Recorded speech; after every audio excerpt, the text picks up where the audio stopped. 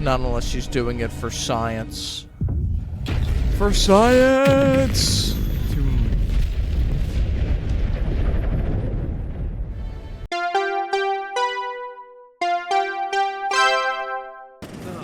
The distinguished presiding bishop herself has deigned to join us. What a charming surprise. I might have known you'd enlist the nearest rabble in reach to crusade against me. Loyalty has eluded you for years, after all. Sentinels, if you would. Are we just immediately... Greater numbers, greater odds. It was necessary to combat the irrationality of your foolish endeavor. By failing to show reason, you have lost your edict to rule. Now, stand down. What's the matter with you? Have your wits been dulled? I am doing what is necessary to save Arcadia, and I'll start by ridding it of trespassers like you.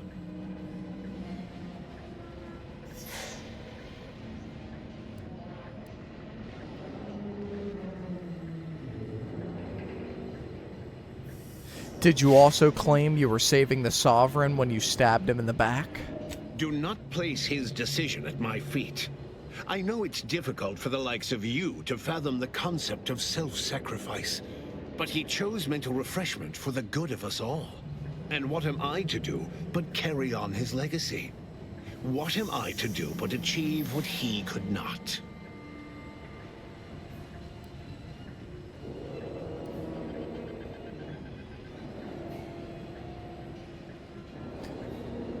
You're right, he definitely didn't try to kill everyone with a space anomaly. I'll only be killing a select number permanently. The worthy, however, will be resurrected and reformed so they may reach their full potential. Open your mind, Commander. Yes, I know well who you are. In any other situation, I might be compelled to take you apart and see how precisely it is you operate, but time, it would seem, isn't on your side. You are a relic of an impotent institution, propelled forward by nothing more than luck and foolhardy metal. Lockpicking or hacking? What? How do you know who I am? Alright, and what's the other one? Stop. How do you know who I am? My dear agent, everything that occurs in Arcadia I know of. My sentinels have made sure of that. I've been following your progress closely, you know, since you so unceremoniously tampered with our Vox relay on Paradise Island. When you began your dealings with the Order and the Corporatists, I thought that perhaps having a chaotic element in their midst could work in our favor. But now you're here, scurrying around my ship and attempting to thwart the Protectorate yet again.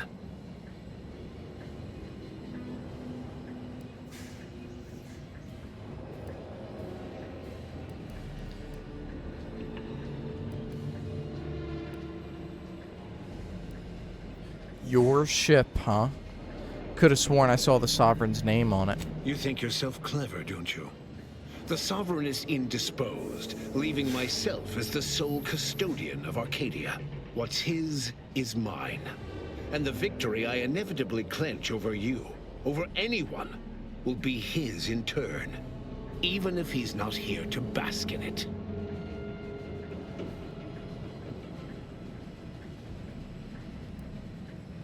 Then I hope he's, well, then I hope he's ready for disappointment.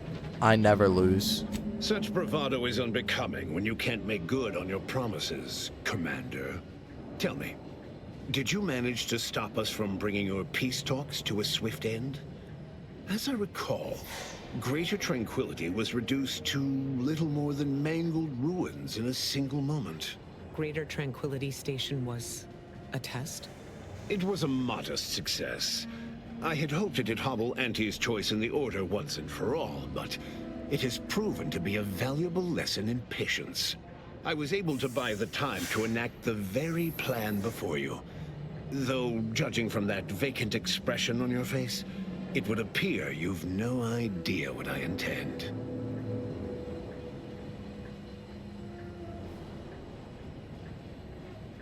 Go ahead. Enlighten me. Very well. Once the rift destroys Arcadia, We shall edit the information stored within it and use the modulator to reshape our colony into its perfect form. Horizon Point's destruction all those years ago was a tragedy, yes, but without it, we might never have opened our eyes to our true purpose and the possibility of Arcadia's rebirth. When the matriarch discovered the first skip drive, she set us on a course to elevate humanity. We're now writing our path, and I will do my part as the architect intended.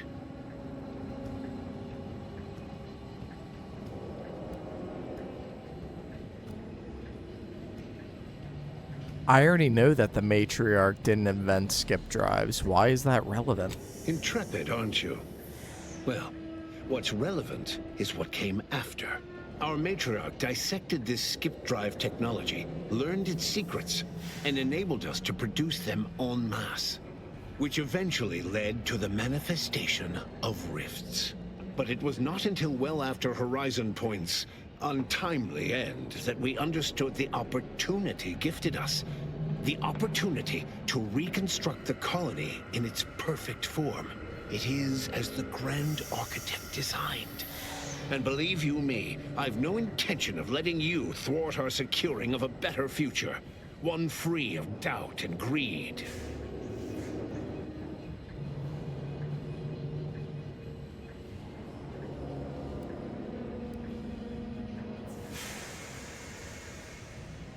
I know you think your plan is the right one, but you'll reconsider if you hear me out. It's your time that's running out, not mine. So go on, tell me all the ways I'm wrong.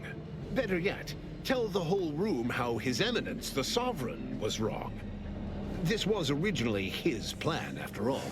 I am merely a partner seeing it carried out.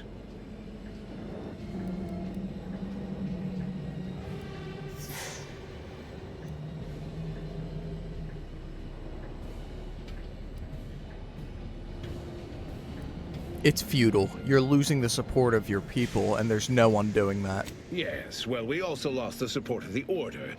But can one truly call that a loss? We would have drowned already in the seas of war with the weight of their inaction around our necks. Reality would dispute that fact, given that it is I who has invaded your sanctum, and not the other way around. The Order has always been the Protectorate's more capable half. I can scarcely recognize the bishop standing in front of me. To think that I welcomed your ascension all those years ago. Orlo was at least amenable, moldable, teachable. But you've been nothing but disappointment. You're so busy chasing figments of the future, you don't even know they're leading you off the side of a cliff.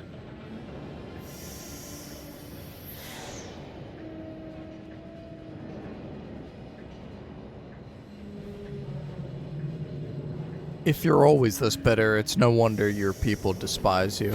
My subjects do not despise me. Ah, shit. Those I shouldn't that have... do are not true protectors. I shouldn't have said The that. same can be said for any subject who wavers.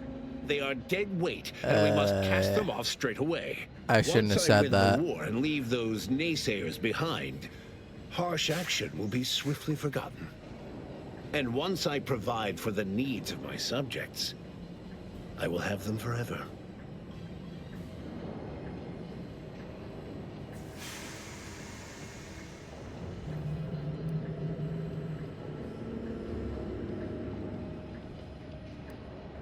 Your strongest supporters aren't immune to seeing reason.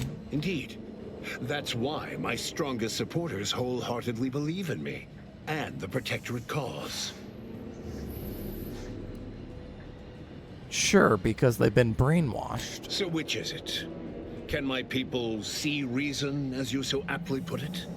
Or are they mindless drones, needing desperately to be saved by you? It cannot be both. Whatever, let's instead talk about your plan to save Arcadia. You know it's doomed, right? Look, all I'm saying is you'll be foolish to write off dissenters. They'll find a way to undercut you. For every traitor in our midst, thousands of loyalists remain. If anyone attempts to move against me, they are merely announcing themselves as the chaff to be cut. And they promptly will be.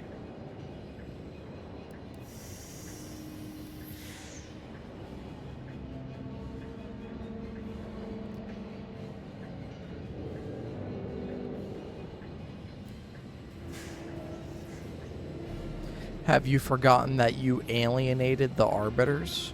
You'll note that all the brightest, most efficient Protectorate minds were assigned to the Sentinels to ensure the history of Arcadia is not sullied. But the Arbiters, they've quite outlived their usefulness. Just one more thing I intend to fix. The people will understand in time.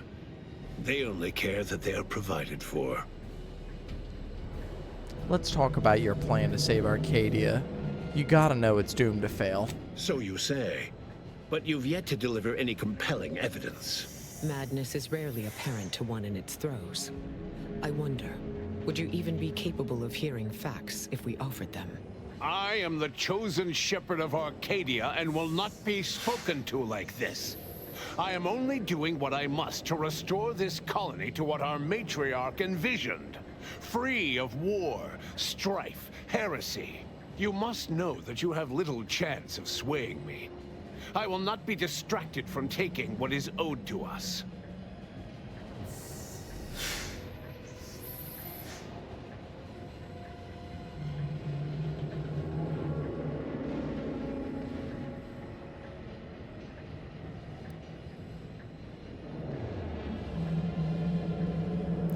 If you actually believe that, you wouldn't be entertaining this conversation.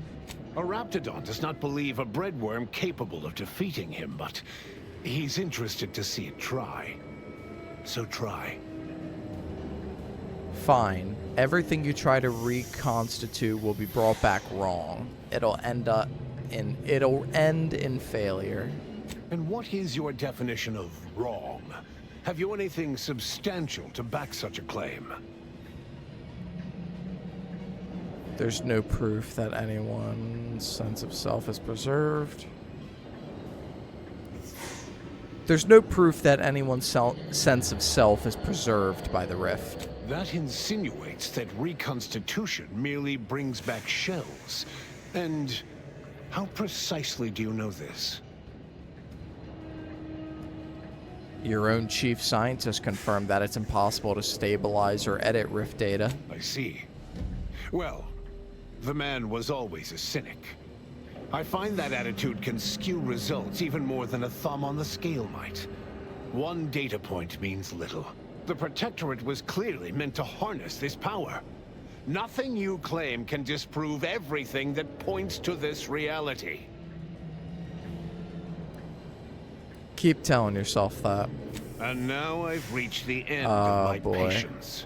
You came here claiming so boldly that I would fail, but you have yet to provide any proof.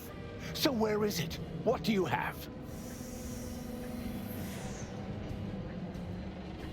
How about honesty? You're killing millions of your own people to soothe your ego, but you can still do the right thing. And leave the traitors and invaders alive? No! Death is the only way forward.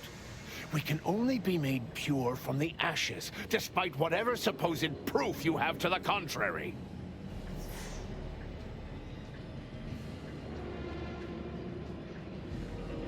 If you're wrong, you will destroy everything you claim to love. Nothing is worth that risk. Claim?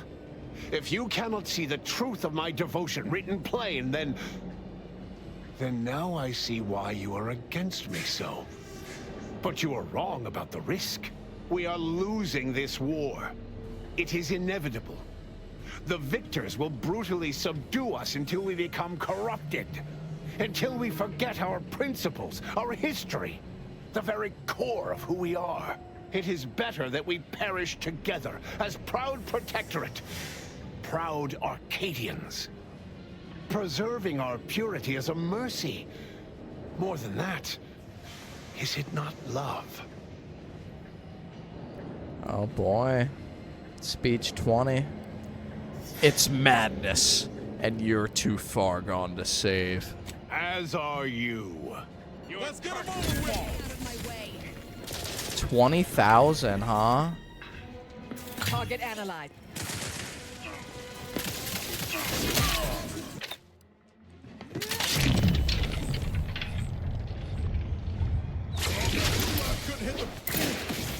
What the?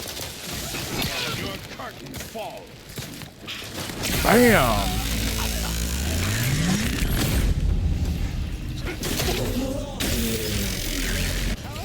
What the fuck? You're more effective when you're not dead. Deploying discombobulator. Check.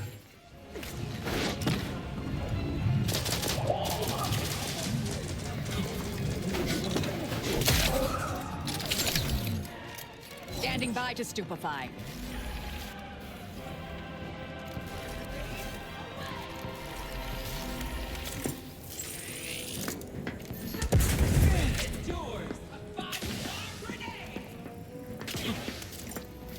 Locking them down.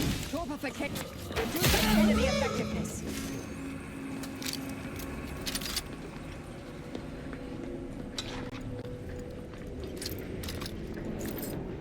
So we killed this 20-some thousand health boss in 2 hits.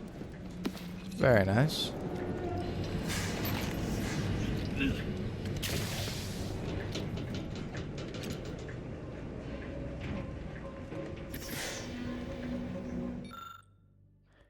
Ship helm error. The reconstitution has grown increasingly volatile and the rift device has lost control capability. Closure of the rift via conventional means is no longer possible. Brace for catastrophic event. Oh, If no. the readouts are to be believed, the rift is on the verge of destabilizing completely. But the rift modulator cannot be operated from this distance. It must be flown into the rift. No room for error for something like that. Someone will have to be the human astrogator. Though it may be troubling to you, this conclusion holds no uncertainty. Someone present must do this. I wonder if I'm going to say something and Augustine is going to chime in. Oh, if I had hack, I could probably say I could reroute it, send it that way, and be done with it. Maybe there's another way. Sometimes there is no alternative. This is one such time. Steel yourself. I will take the schematics back with me, and, using the processed rift data, of course, the Order will begin production of more modulators that can be operated at a safe distance.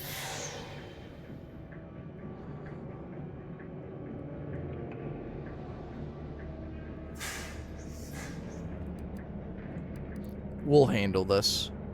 Go now. Give humanity a chance. May all your endeavors add to the equation. Your death will not be wasted effort. I will work with Auntie personally to protect Arcadia, and ensure your sacrifice is remembered for the selfless action it is. Knew it'd come down to us. Always does. No need to belabor this. I will fly the ship. Back on Greater Tranquility, you wish to give me a chance to atone for my mistakes. I'd say that opportunity has come. Reckon I'll join you.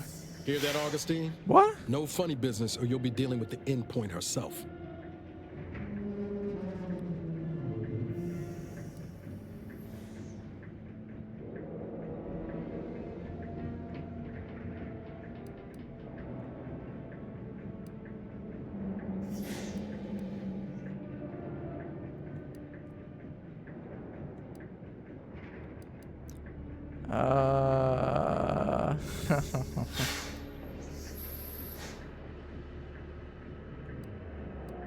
If this is really what you want, then I accept. It is. Thank you, Commander. You may consider this my final sign-off. Get on out of here before you obviate my gesture. Save everyone you can. Why is she going too? I don't understand why Marisol is also choosing to kill herself, but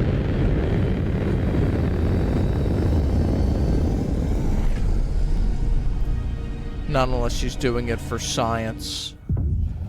For science!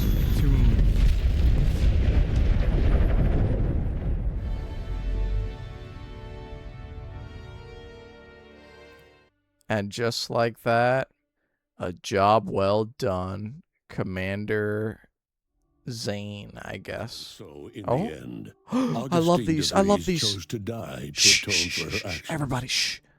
And yet, even that hope faded in her final moments, as she realized nothing would make up for what she had done. But at least she'd not have to live with her guilt any longer. Vigilant Hogarth, now acclimated to Fairfield, leaned on the Protectorate ideals of neighborliness, while overlooking all the authoritarian tactics, so he might help the Order to succeed with the equation. After defending Fort Endurance against a fierce Mantisaur attack, Executive Warchek was awarded a commendation for profit-securing stalwartness, as well as promotion to regional manager. He eventually passed peacefully in his sleep at the scientifically astounding age of 6. Val continued to serve the commander of the Incognito faithfully for many more years than should be possible, giving automechs like her everywhere a reputation as stable and reliable. As a result, more Valerie units were put into service, while fewer human agents were deployed into the field. As he rose through the Earth Directorate ranks, Niles pressed for a field directive to deploy the new Val units only when the situation posed significant risk. The policy reduced agent casualties by a significant margin. Oddly enough, in-office deaths increased by a not insignificant margin. Agent Niles Ibarra achieved the rank of commander, earning renown as a formidable agent, unafraid to challenge the status quo within the Earth Directorate. He recruited his friend Zebulon Tran to the Earth Directorate, a gesture of gratitude for not airing the Directorate's dirty laundry. Together, they vowed to reform the agency from within, so it might never again bargain with authoritarian governments. Ultimately, Niles rose to the position of Secretary General. His term saw the Earth Directorate at its most popular, or, in the eyes of corporations and tyrannical governments, most feared. Inez, along with Ethel Tinsley and Dr. Rasmussen in Auntie's Experimental Operations Division, combined their grafting experience to aid the injured as best they could. Yet they quickly ran low on resources. With Willard Conan having been demoted, Inez realized she had no VP to turn to who might consider supporting such a costly and unprofitable endeavor. After leaving the commander's crew, Inez became racked with guilt for never following up on the plea from her friend Ortiz. She tracked down the grafting lab too late. Everyone there was long dead. Disillusioned, Inez quit Auntie's choice and became listless, unsure what to do with her life. Tristan never uncovered who actually killed the Supreme Arbiter, a failing that chipped away at his ability to arbitrate. His once promising calling eventually ended with him stripped of rank, programming menial automechanicals somewhere deep within the husk of Protectorate society. Marisol sacrificed herself to save Arcadia, and while many found it unbelievable that a once legendary assassin would make such a selfless choice, her crewmates on the Incognito understood completely. Full disclosure, Forced I to think don't for themselves understand. After a lifetime of luxurious certainty, Protectorate hardliners banded together to preserve their society. Without the Order or the corporatists controlling Arcadia, they had a real chance at making a comeback. Sovereign Varric was eventually discovered in mental refreshment in a placid and compliant state. All parties felt it would be best to leave him in the hands of the remaining Protectorate, who had the most experience with refreshment's process and victims. Despite the recent tumultuous events in Arcadia, it was business as usual for Free Market Station. Sub Rosa continued to supply the colony in the wake of the commander's actions. With unfettered access to skip drives, and its reputation untarnished by its still secret agreement with the Protectorate, the Earth Directorate became what it was always meant to be, the ultimate authority in Arcadia. The colony served as a base to expand the agency's reach across the galaxy. All of these events turned on the decisive actions of the Earth Directorate agent and their unique way of navigating Arcadia, its disparate factions, social complexities, ubiquitous product placement, and arsenal of absurdly satisfying weaponry. But through it all, and to this day, Earth has remained inexplicably dark.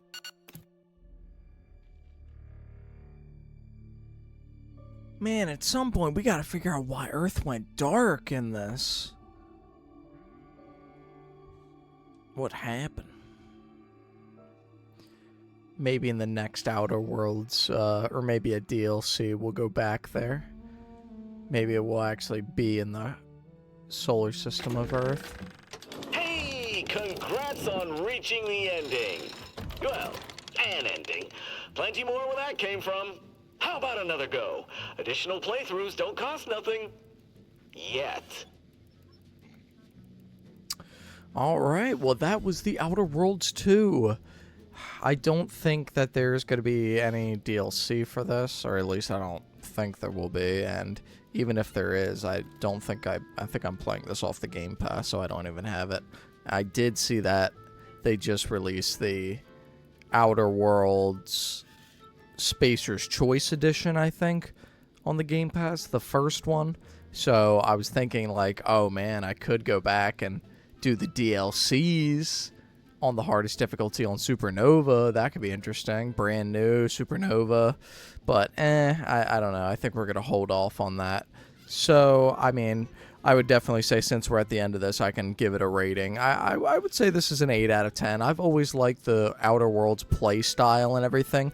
I thought the story was a little out there, a little choppy, a little hard to follow, which is why it's not a 9 out of 10. But I would definitely say this is an 8 out of 10, and if you guys liked it, definitely go check it out. And more streams, more games in the future. But we're going to be doing all that in the next one, and I hope to see you then. Peace.